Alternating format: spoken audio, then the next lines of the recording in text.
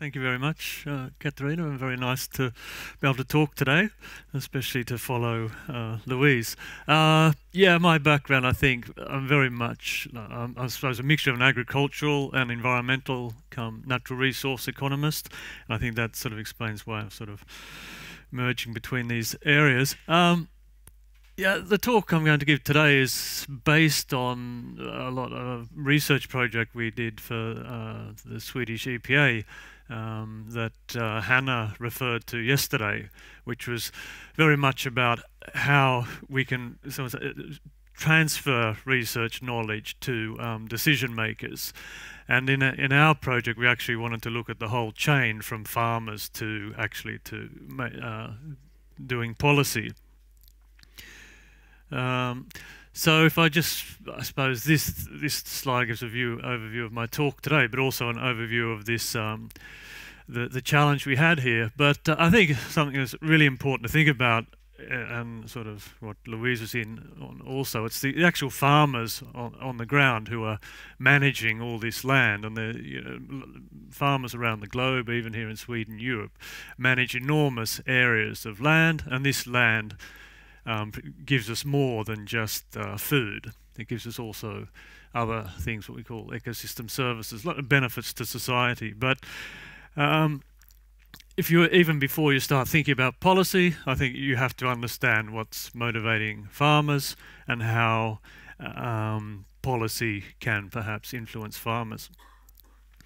So if I so the three steps I'm going to look at today are, first we need to almost go from looking at how farmers, what's motivating them, how we can quantify impacts on ecosystem services in, say, a specific area, a region, and then how perhaps a policy decision can be made. Should we do something about this at the national level?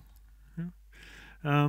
I think there's nothing more mainstream than this traditional fertilizer optimization curve that is sort of, I could say, that's really bread and butter agricultural economics. It's been around for many years, and this is very concrete, useful information for farmers. And what I think, and I've given this example down the bottom, the Swedish Board of Agriculture uses just this type of functions to base their fertilization recommendations to farmers. But I suppose an important lesson from this diagram, if you're not familiar with it, it's just on the bottom, on the x-axis we have the rate of fertilizer input, and on the y-axis the yield that is given by any particular level of fertilizer. And the actual curve here is based on long-term field experiments. So the Agricultural University has been running these for 60 or 70 years, so they have different rates of fertilizer, and then they can study, using statistical methods, estimate a function like this, and then with a simple economic optimization work out the optimal nitrogen. And in this case, the simple rule we say is that, well, a farmer shouldn't apply more fertilizer than it's worth. So if the last unit of fertilizer gives you less income than the fertilizer costs, then you're probably fertilizing too much. So we come down to the best strategy of the farmer is not to maximize their yields, but to optimize their fertilizer to produce the maximum profit, which will be, yeah, so the economic optimal yield is a lot lower than the potential maximum yield. Yeah, but the tradition here, though, is that we assume all environmental factors, soil quality, other factors that might influence yields that are being changed by farmers are constant. But in actual fact, things farmers do with the soil today, how they manage the soil, could affect the actual long-term yield. So if I'm going to say, well, how should we work with communicating with farmers? I think, and even in a policy, it's very important to be able to quantify the effects of different management practice on production. But here I'm going to talk about quantifying impacts of soil and natural capital. Also, for communication, it's good to have some sort of indicator that is easily communicable to farmers, understandable and probably measurable, something that you can monitor. And then we need to also be able to evaluate impacts of recommendations to farmers on their incomes, although they'll want to do that themselves. It's very difficult to motivate a farmer to do something that's costly in the short term when they have very poor idea of what the potential benefits for them in the future are.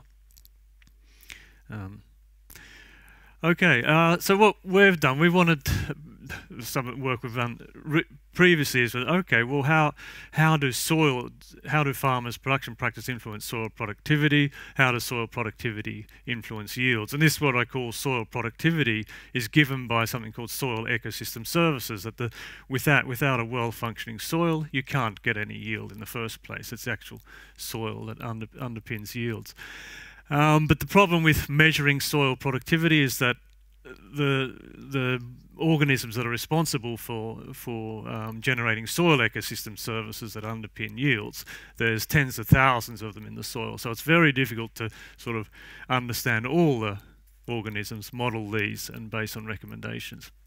So the strategy we had was to try and identify maybe an indicator, a relatively simple indicator to measure, and then relate that to soil productivity. And the indicator we came up with been using is called the soil organic carbon content in the soil. And it turns out that soil organic carbon content is closely related to many ecosystem services, or positively correlated. And that's because soil organic carbon content is very related to the level of life in the soil, the biological quantity of microorganisms. And these sort of ecosystem services I'm talking about are things like nutrient retention, moisture regulation. Say if you have a dry spell, if you've got a higher soil organic carbon content, a more what do you call it? What is it? The soil can retain water better. So if you don't get rain for a while, then that can balance it out. And things like also reducing risks for pests and disease invasion. Yeah. So one idea we started off with, we said, okay, how can we mainstream these sort of ecosystem services? Well, the way we've gone about it is to try and include the changes in soil productivity, or trying to quantify how changes in soil ecosystem services will affect this traditional model of farmers. So we could say the first curve I showed you was the green one, and that's given us that yield applies given a certain amount of soil organic carbon, or soil natural capital, this natural capital that's generating ecosystem services, that's boosting yields. But what we found is that but if you have changes in your soil natural capital, that will also affect your soil productivity. So if we move, say, from the green curve to a higher, the blue curve actually represents the situation if we have a higher level of soil natural capital. And that's, if we think of capital, we have a stock of natural capital, that if we lose some of this stock, then we lose it for all future years. But anyway, what we found though is that if losses in these soil ecosystem services mean that you need to apply more fertilizer to get the same yield. But what we also found is that you can never compensate fully with fertilizer for losses in soil ecosystem services. Fertilizer can compensate, say, for nutrients, but it can't compensate for moisture regulation or other things. Yeah. So what we've done is actually, okay, how can we communicate this to farmers? And we've actually integrated this type of model into a web-based tool where farmers can actually go in and input their own data on their farm. Just a sec. Yeah. So we call this CBank. So all this production function I've told you about, if a farmer goes into this page, they can actually put in their own yields and normal nitrogen fertilizer doses. So say for winter wheat, they might have a yield of 8,000 kilos per hectare. Say a normal nitrogen yield of 160, and then down here they can adjust their was Mulhout. That's what is it? Soil organic carbon. Yeah, organic content in the soil. Yeah. So if their soil has, say, around about here, so this is actually all their own farm level. So say on their farm they have 2.8% soil organic carbon level and this yield of winter wheat. Then they can see what happens if they continue with different management practices over time. So what happens is initially, something like if they just I call this the mineral yield. That's just a standard what do you call it? Crop rotation with no organic inputs, no fertilizers, no grass in the rotation.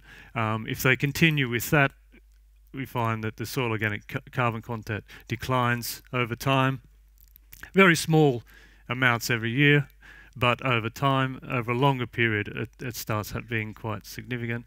But whereas if they did something like adding manure each year, then they could actually build up their soil organic carbon content. And that translates with the help of this, what I show the yield function, that change translates into different optimal yields and optimal fertilizer doses. So what happens in the declining soil organic carbon content is over time, they're having to increase their fertilizer input and they're getting less and less yields for the same fertilizer, which translates into a lower profit per hectare. Whereas if they're building up, say, their soil organic content or not losing it, they'll be being able to maintain higher yields and successively reduce their mineral fertilizer input. So this is just what we call a simple way to visualize for farmers the effect of your management practice today in the long term. And the problem we face normally, farmers don't have this quantification. They know, oh, it's costly to change my management practice, but I don't know what the long-term effects are.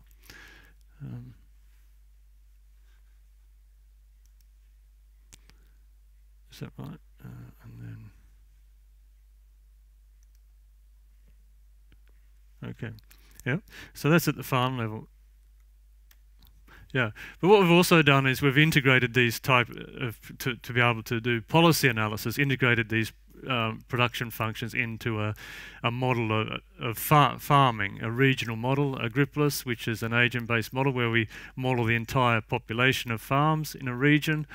And all of these farms, they compete for land in the region. And the model is also dynamic and spatial. By spatial, we mean we actually model a map of the region, a hypothetical map, you could say, or abstract map of the region. But we can actually, we have different soil types for the farms. So here, like you might have arable land, grassland, etc. So we can actually reproduce the actual soil productivity in a region in the model. And we've done that by calibrating to soil organic carbon maps for Skåne, this region. One of the extension services we've been working with, they take measurements of soil organic carbon around for their clients or farmers, and that database we've been able to use to calibrate Agripolis. If you just notice here, it's quite important that the lower levels, like these lighter areas where the lowest levels of soil organic carbon in the soils actually have the highest yields, these ones over here. So what's important here is not the absolute level of soil organic carbon, but changes in soil organic carbon that are a measure of ecosystem services. Yep.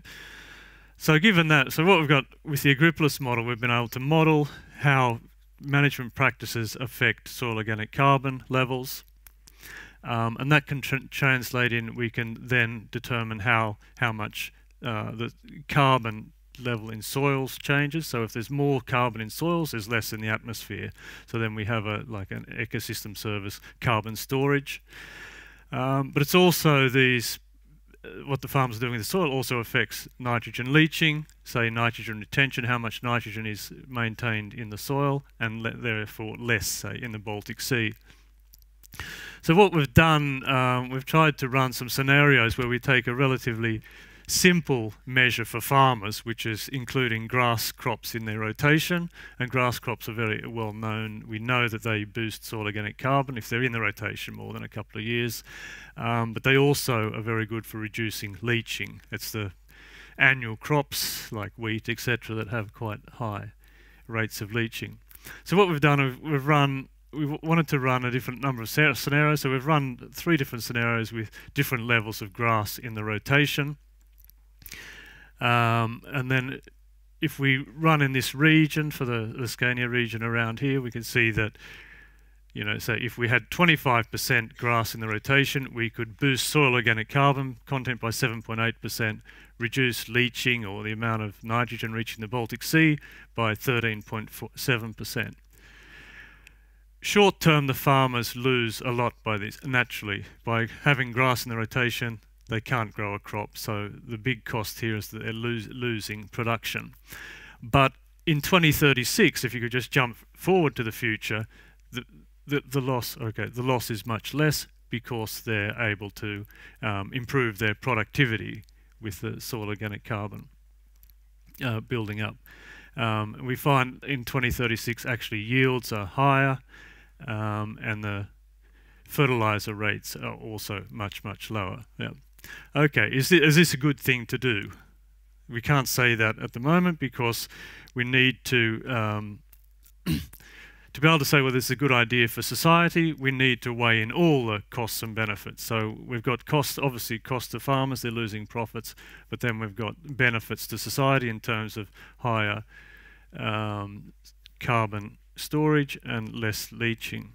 So what we've also done, we've integrated all this data into a cost-benefit analysis, where we even translate the environmental effects, the the change in carbon storage and leaching, to a monetary value. And these monetary values are based on what Swedish citizens are willing to pay to improve the quality of the Baltic Sea, and to another extent to reduce climate change. So we've run a couple of scenarios where we have, there's some this study here has quantified Swedish citizens' willingness to pay to reduce nitrogen load to the Baltic Sea to eliminate eutrophication, which has ranged from 2,500 crowns per tonne to 104,000 crowns per tonne. And then for greenhouse gas storage, in terms of CO2 equivalents, this high value is the current Swedish tax on carbon in petrol. So I've used that as like a democratic way to say, oh, okay, if the Swedish Parliament has this tax, it means there's perhaps some basis on Swedish citizens' preferences for the cost of carbon. Okay, what we find, then we can, using these values, we've actually been able to put a monetary value on carbon storage for the low and high rates, the reduced fertilizer end production, reduced end load, and then for the different scenarios. I don't need to go through these, but you can see that we've used these valuations using a relatively high discount, normal social discount rate of 3.5%, and quantifying the effects over 20 years. And then what we come up with, okay, the question we'd like to ask now, would it be a good idea for the government to promote grass in the crop rotation? So what we've done is we have the 3 different grass scenarios, we have and then the high or low valuation environmental effects. We see that the improved environmental quality naturally gives positive effects. If we have greater carbon storage, reduced leaching, we have very large benefits to society. So if we have the highest level of grass and the highest environmental valuation, that's like 526 million Swedish crowns. But we have losses in farmers' profits. That's because they're growing grass. It doesn't look good in the beginning. So we couldn't expect farmers to do this voluntarily. But the other thing we've also considered is a change in the value of natural capital. What happens if we build up or lose carbon in the soil? That also has a value, and that is reflected in your future production potential. How does your future production potential? So all of these scenarios mean that we maintain the soil's future production potential, and that has quite a large value.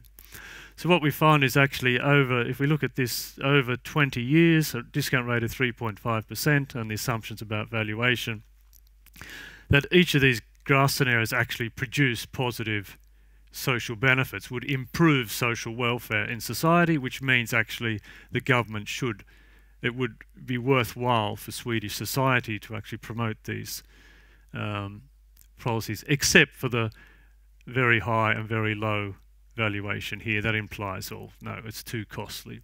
But grass is a very costly measure, so there's perhaps cheaper ones to use. Okay, yeah. So what hopefully I've shown today is we can go from sort of like farmers showing impacts for them, their costs and benefits of, say, managing the soil, and then through modelling, determine environmental effects, and then do a policy evaluation by quantifying valuing the effects and weighing them against each other. Okay, yeah. That was. Thank you.